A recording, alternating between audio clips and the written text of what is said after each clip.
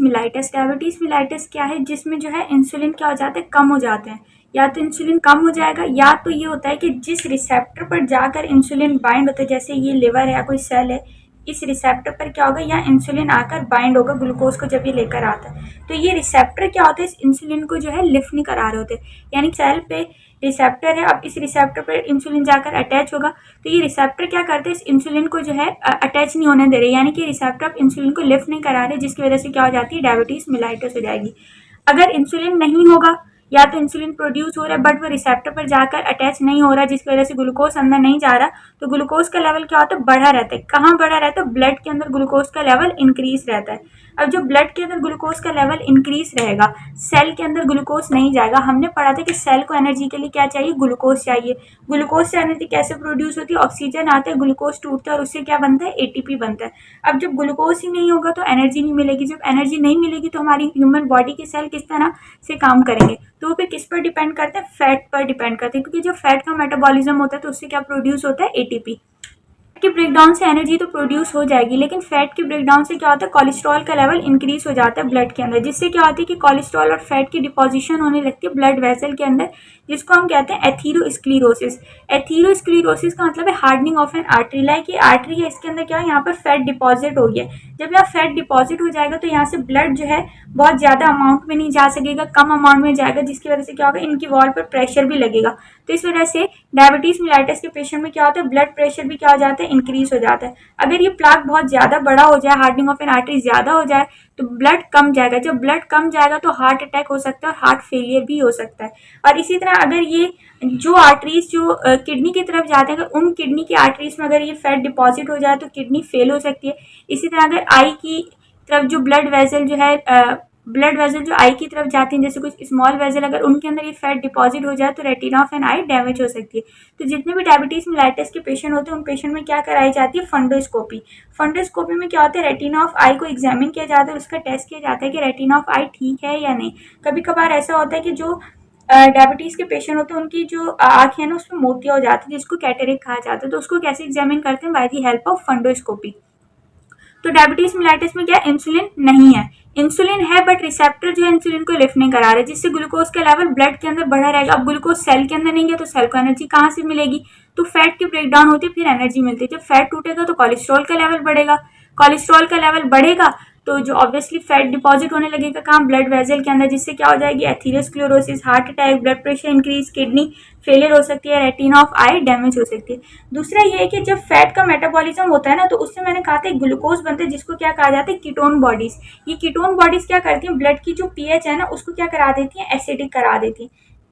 तो ब्लड की पीएच कैसी होती है, बेसिक तो इन पेशेंट में ब्लड की पीएच क्या करा देती है, एसिडिक करा देती है, जिससे बहुत सारे मसले हो सकते हैं। बाकी डायबिटीज के सिम्टम्स में पोलीयूरिया, यूरिन जो है इनको ज्यादा आता है, क्यों, क्योंकि ग्लूकोज ज्यादा जा रहा है। जब ग्लूकोज ज्यादा जाएगा तो ऑब्वियसली वो अपने साथ किसको लेकर जाएगा, सॉल्वेंट को लेकर जाएगा, जो कि क्या है, वाटर। तो इन पेशेंट में यूरिन ज्यादा आता है। दूसरा क्या, पोलीफेगिया, इनको भूख ज्यादा लगती है। अगर हम कभी खाना वगैरह ना खाएं तो हमारी बॉडी के अंदर ग्लाइकोजन स्टोर होता है, जिससे ग्लूकोज मिलता है और एनर्जी हमारी बॉडी को मिलती रहती है, बट इनके अंदर स्टोर होता ही नहीं ग्लाइकोजन। इस वजह से क्या होता है, इनको बहुत ज्यादा भूख लगती है। पोलीडिप्सिया, इनको बहुत ज्यादा प्यास लगती है, क्यों, क्योंकि इनको यूरिन बहुत ज्यादा आता है, तो जिसकी वजह से क्या होता है, वाटर लॉस हो जाता है, इस वजह से इनको प्यास बहुत ज्यादा लगती है। अच्छा, ग्लूकोज के यूरिन के अंदर अगर ग्लूकोज आ रहा है तो उसके लिए टर्म यूज की जाती है ग्लाइकोस यूरिया। तो कीटोन बॉडीज हो या ग्लूकोज हो, यूरिन के अंदर नहीं होता हेल्दी पर्सन के अंदर, बट डायबिटिक पेशेंट के अंदर ग्लूकोज भी पाए जाते हैं और कीटोन बॉडीज भी पाई जाती हैं। अच्छा, एक है कि ग्लूकोज जो है ना यूरिन के अंदर जा क्यों रहा है, नहीं जाना चाहिए। किडनी के अंदर देखो, किडनी के अंदर ये ऐसे नेफ्रॉन बना होता था, ये इस तरह से नेफ्रॉन का स्ट्रक्चर है। ये नेफ्रॉन क्या करता था, ग्लूकोज को रीएब्जॉर्ब करा के काम देता था ब्लड के अंदर।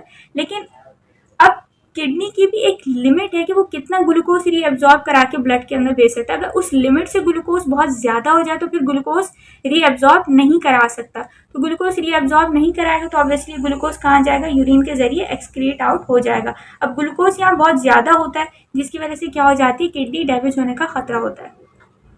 अच्छा, अब डायबिटीज की टाइप है, एक है टाइप 1 और दूसरी है टाइप 2। टाइप 1 क्या है, ये एक ऑटो इम्यून डिसऑर्डर है। ऑटो इम्यून डिसऑर्डर क्या है, ह्यूमन बॉडी के उसके अपने ही इम्यून सिस्टम के सेल बॉडी के ग्लैंड, ऑर्गन या सेल को मारना शुरू कर देते हैं, लाइक बगावत हो जाती है। अच्छा, ये ऐसा होता है कि मोस्ट कॉमनली वायरल इन्फेक्शन के बाद होता है।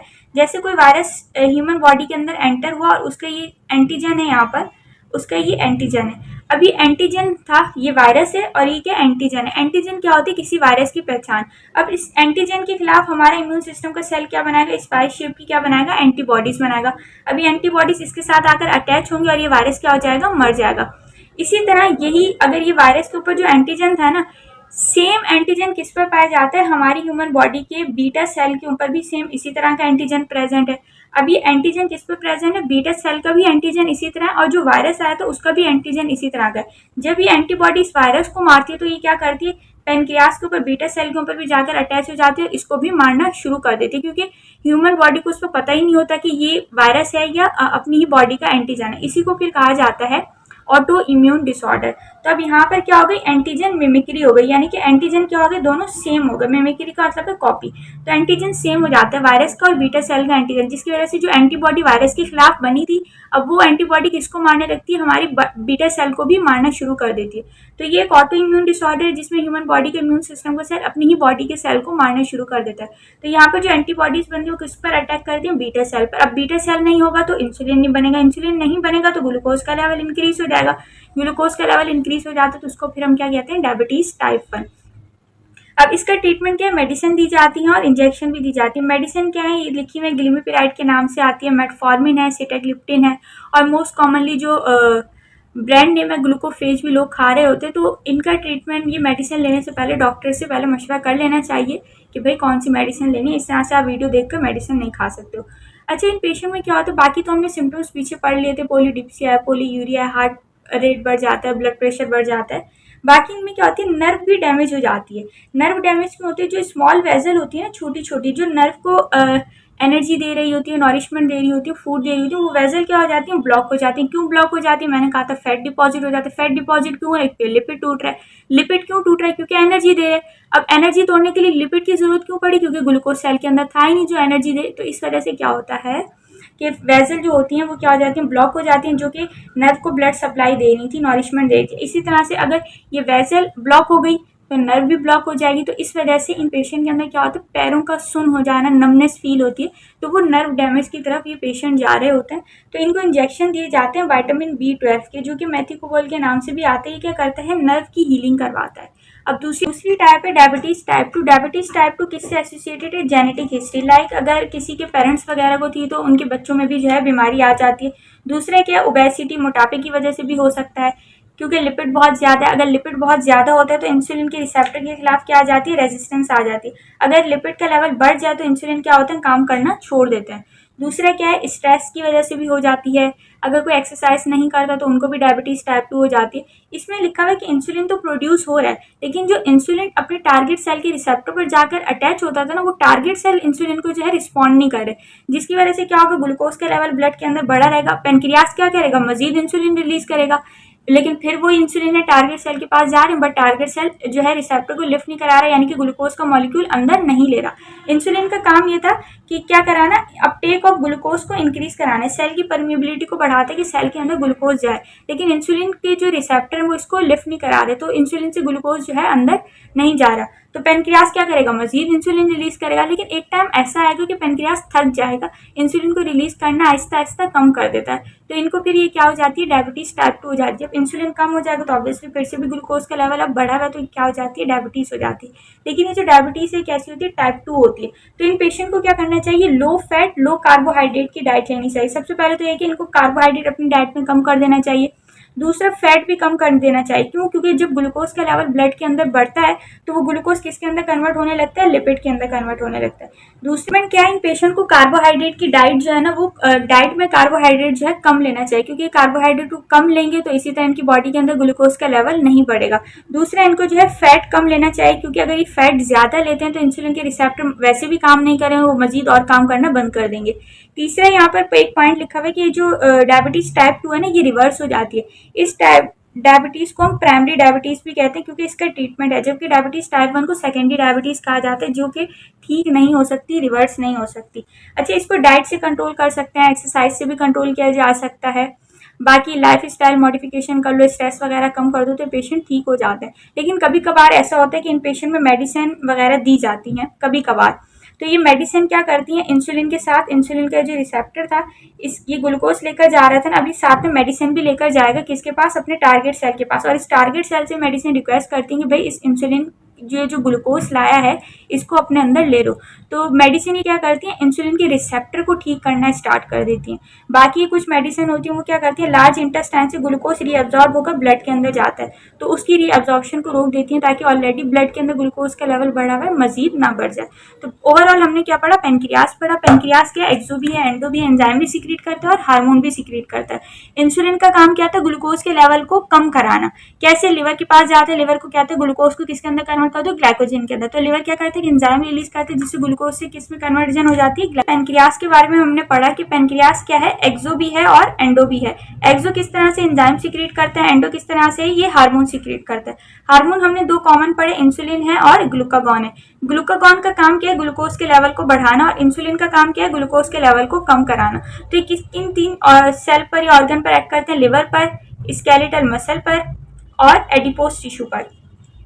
तो ग्लूकागॉन क्या करता है, लिवर के पास जाता है, लिवर को कहता है एक्सेस ग्लूकोज को किसके अंदर कन्वर्ट कर दो, ग्लूकोज के अंदर। स्केलेटल मसल के पास जाता है, प्रोटीन की ब्रेकडाउन करा, उससे क्या बना, ग्लूकोज। एडिपोज टिश्यू के पास जाता है, उसको कहता है कि लिपिड से क्या बनाओ, ग्लूकोज बनाओ। इस तरह से ग्लूकागॉन ग्लूकोज के लेवल को क्या करा देता है, इंक्रीज करा देता है। अब इंसुलिन इसका उल्टा करता है जिसको हम क्या कहते हैं, एंटागोनिस्ट। लिवर के पास जाते हैं, उसको कहते हैं कि ग्लूकोज लो और इसको किसके अंदर कन्वर्ट कर दो, ग्लाइकोजन के अंदर। स्केलेटल मसल के पास जाते कहते हैं ग्लूकोज लो और इसको किसके अंदर कन्वर्ट करो, या किसके लिए इस्तेमाल करो, एनर्जी लेकर प्रोटीन बनाओ इससे। तीसरा क्या करता है, इसको ग्लूकोज को, एडिपोज टिश्यू क्या करते हैं, ग्लूकोज को किसके अंदर कन्वर्ट कर देते हैं, लिपिड के अंदर। तो ये इस तरह से अपना मैकेनिज्म परफॉर्म करता है। और सवाल भी बताया था कि नमनेस हो जाती है। नमनेस का मतलब है पैरों का सुन हो जाना। पैर क्यों सुन होते हैं, क्योंकि जो है जो ब्लड वेजल जो नर्व को सप्लाई कर रही थी वो ब्लड वेजल क्या हो जाती है, ब्लॉक हो जाती है, या उसमें क्या हो जाती है, कोई एथेरोस्क्लेरोसिस हो जाती है जिसकी वजह से क्या होती है, नर्व की सेंसेशन कम होने लगती है। तो उसमें हम कौन से इंजेक्शन देते हैं, विटामिन B12 के इंजेक्शन दिए जाते हैं। बारे में पेनक्रियास कहाँ होता है, एडजेसेंट टू स्टमक, यानी कि स्टमक के बिल्कुल बराबर में ही होता है पेनक्रियास। पेनक्रियास क्या करते हैं, एंडोक्राइन फंक्शन भी परफॉर्म करते हैं और एक्सोक्राइन भी करते हैं। एंडोक्राइन सिर्फ कितने 2% है, बाकी जितना भी है पूरा ये ऑर्गन क्या है, एक्सोक्राइन है। यानी कि मेजर पोर्शन पेनक्रियास के क्या है, एक्सोक्राइन पर डिपेंड करते हैं, यानी कि एंजाइम की सिक्रीशन पर। देखा कि एक्सोक्राइन में क्या सीक्रेट करते हैं, बाइकार्बोनेट आइंस हैं, डाइजेस्टिव एंजाइम है जो किसके अंदर जाते हैं, स्मॉल इंटेस्टाइन के अंदर जाते हैं, किसके जरिए, पेनक्रियाटिक डक्ट के जरिए। 1869 में एक जर्मन मेडिकल स्टूडेंट जिनका नाम क्या था, पॉल लैंगरहैंस, उन्होंने बताया कि कुछ अनयूजुअल क्लस्टर ऑफ सेल हैं जो कि किसके अंदर जमा हुए हैं, पेनक्रियास के अंदर। और ये क्लस्टर क्या है, इनको क्या कहा जाता है, आइलेट ऑफ लैंगरहैंस। अच्छा, ये आइलेट ऑफ लैंगरहैंस इन्होंने नाम क्यों रखा, अपने नाम पर इन्होंने इसका नाम रख दिया था। और यहाँ पर बताया जो क्लस्टर है ये कैसे हैं, एंडोक्राइन है। एंडोक्राइन का मतलब ये अपनी सारी सिक्रीशन डायरेक्ट कहाँ डालते हैं, ब्लड के अंदर डालते हैं। यहाँ लिखा हुआ है दो तरह के हार्मोन सीक्रेट करते हैं जो अपनी सारी सिक्रीशन कहाँ डालते हैं, सर्कुलेटरी सिस्टम में। ऐसा पॉपुलेशन ऑफ अल्फा सेल। अच्छा, इसमें बताया कि अल्फा सेल जो होता है वो क्या सीक्रेट करता है, एक पेप्टाइड हार्मोन जिसको क्या कहा जाता है, ग्लूकागॉन। पेप्टाइड का मतलब है अगर शॉर्ट चेन अमाइनो एसिड होगी 100 के करीब तो उसको हम क्या कहते हैं, पेप्टाइड हार्मोन। अगर 100 से ज्यादा हो अमाइनो एसिड की चेन तो उसको कहा जाता है प्रोटीन हार्मोन। यहाँ लिखा है पॉपुलेशन ऑफ बीटा सेल भी क्या सीक्रेट करते हैं, इंसुलिन हार्मोन। तो इंसुलिन और ग्लूकागॉन क्या एंटागोनिस्टिक हार्मोन है। एंटागोनिस्टिक का क्या मतलब होता है, इन दोनों का काम क्या अपोजिट है। लाइक इंसुलिन का काम क्या होता है, ग्लूकोज के लेवल को कम कराना, और ग्लूकागॉन का काम क्या होता है, ग्लूकोज के लेवल को बढ़ाना। जब ब्लड के अंदर ग्लूकोज का लेवल इंक्रीज हो जाता है तब इंसुलिन रिलीज होता है, और इंसुलिन उस टाइम क्या करता है, बॉडी के सारे सेल को क्या कहता है, ग्लूकोज को अपने पास ले लो, यानी कि टेकअप कर लो। किस लिए, या तो उसे मेटाबोलाइज करो एनर्जी के लिए, या तो उसे कन्वर्ट कर दो फैट के अंदर, या फिर उसे ग्लाइकोजन के अंदर। तो एनर्जी के लिए कौन मेटाबोलाइज करते थे, स्केलेटल मसल, और फैट के अंदर कौन कन्वर्ट करता है, एडिपोज टिश्यू, और ग्लाइकोजन के अंदर कौन कन्वर्ट करता है, लिवर। बाकी यहाँ पर बताया कि मोस्ट इंपॉर्टेंट स्टोरेज ऑर्गन जो है वो ग्लाइकोजन के लिए वो कौन सा, लिवर है। यानी कि लिवर क्या करता है, ग्लूकोज को ग्लाइकोजन की फॉर्म में स्टोर करके रख लेता है। अब यहाँ पर डायग्राम भी बनी हुई अभी देख लेते हैं। ये स्टमक है और यहाँ ये ऊपर से डक्ट आ रही है लिवर से, इसको क्या कहा जाता है, बाइल डक्ट। और ये स्मॉल इंटेस्टाइन का पार्ट है जिसको कहा जाता है ड्यूडेनम, फिर इसके बाद ज्यूजिनम आता है, फिर इलियम आता है। इसके साथ ये लीफ लाइक स्ट्रक्चर है जिसको क्या कहते हैं, पेनक्रियास। अभी ये क्या जा रही है, पूरी डक्ट जा रही है, यानी कि डक्ट क्या है, अभी एक्सोक्राइन फंक्शन परफॉर्म करेगी जिसका क्या काम होगा, एंजाइम और बाइकार्बोनेट आयन को डायरेक्ट इस डक्ट के जरिए लेकर कहाँ पोर कर देते हैं, डायरेक्ट स्मॉल इंटेस्टाइन के अंदर। तो यहाँ लिखा हुआ है जो ऊपर से जो स्ट्रक्चर बना हुआ है, यहाँ क्या कह रहे हैं, ये हार्मोन्स है, ये कुछ सेल हैं ये वाले गोल गोल से। इन सेल का काम क्या, ये हार्मोन को डायरेक्ट सीक्रेट कर देते हैं कहाँ, ब्लड के अंदर। और बाकी यहाँ पर ये इसका कौन सा पोर्शन है, ये एंडोक्राइन पोर्शन है, ये भी एंडोक्राइन पोर्शन है, छोटे छोटे से पैचेस बने हुए। बाकी ये कौन से सेल है, एसिनार सेल है, और ये कौन से सेल है, डक्ट सेल है, जो एंजाइम की सिक्रीशन करते हैं। बाकी पेनक्रियास को कट करके इसका पूरा सेल का स्ट्रक्चर बड़ा करके दिखाया है कि इसके जो बाहर जो सेल हैं सारे कौन से एक्सोक्राइन है। एक्सोक्राइन के अंदर दो सेल आते हैं, एक एसिनार सेल है, दूसरा डक्ट सेल है, जो एंजाइम को सिक्रीट करते हैं। अब यहाँ पर ये वाले सेल पढ़ते हैं जो आइलेट ऑफ लैंगरहैंस। इनमें क्या है कि अल्फा सेल है जो ग्लूकागॉन सिक्रीट करता है, बीटा सेल क्या सिक्रीट करते हैं, इंसुलिन, डेल्टा सेल सिक्रीट करते हैं सोमैटोस्टेटिन जो ग्लूकागॉन और इंसुलिन की सिक्रीशन को रोकता है, और एफ सेल है जो क्या सिक्रीट करते हैं, पेनक्रियाटिक पॉलीपेप्टाइड हार्मोन, जो क्या करते हैं, एंजाइम की सिक्रीशन को रोकता है। तो यानी कि टोटल 4 तरह के सेल हैं जो डायग्राम के अंदर मेंशन है। बुक में सिर्फ 2 लिखे हुए हैं, अल्फा सेल और बीटा सेल। दूसरा फंक्शन है कि जब ब्लड ग्लूकोज का लेवल ड्रॉप हो जाता है, अक्सर ऐसा होता है जब ब्रेकफास्ट वगैरह ना करो तब होता है, तब कौन सा हार्मोन रिलीज होता है, ग्लूकागॉन।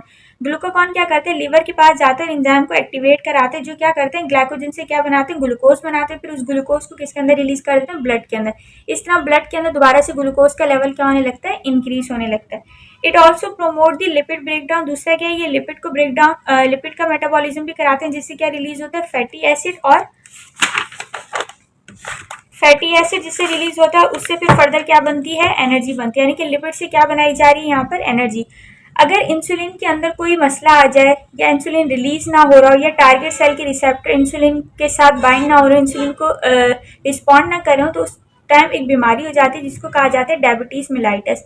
ये एक ऐसी कंडीशन है जिसमें ब्लड ग्लूकोज लेवल हाई हो जाता है। ऐसा क्यों होता है, क्योंकि इंसुलिन या तो रिलीज नहीं हो रहा है, या इंसुलिन के रिसेप्टर काम नहीं कर रहे।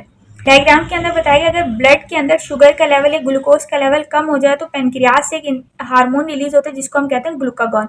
ग्लूकागॉन क्या करते हैं, लिवर के ऊपर एक्ट करता है, और वहां से क्या कराता है, स्टिमुलेट द ग्लाइकोजन ब्रेकडाउन। जो ग्लाइकोजन स्टोर होता है उसको ब्रेकडाउन करा के क्या करते हैं, ग्लूकोज बनाते हैं, फिर वो ग्लूकोज दोबारा कहाँ से आ जाता है, ब्लड में आ जाता है। इस तरह शुगर का लेवल कम से क्या हो जाता है, इंक्रीज हो जाता है, यानी कि दोबारा से वो बढ़ के अपने नॉर्मल सेट पॉइंट पर आ जाता है। अब दूसरा लिखा है अगर ब्लड ग्लूकोज का लेवल इंक्रीज हो जाए तो क्या होता है, पेनक्रियास डिटेक्ट करते हैं, पेनक्रियास क्या रिलीज करते हैं, इंसुलिन। अब इंसुलिन क्या करते हैं, पहले हम देख लेते हैं, लिवर के पास जाएगा, लिवर को क्या कहते हैं कि अपना एक्सेस ग्लूकोज लो और इसको किसके अंदर कन्वर्ट करो, ग्लाइकोजन के अंदर कन्वर्ट कर दो। इस तरह ग्लूकोज का लेवल कम हो जाता है।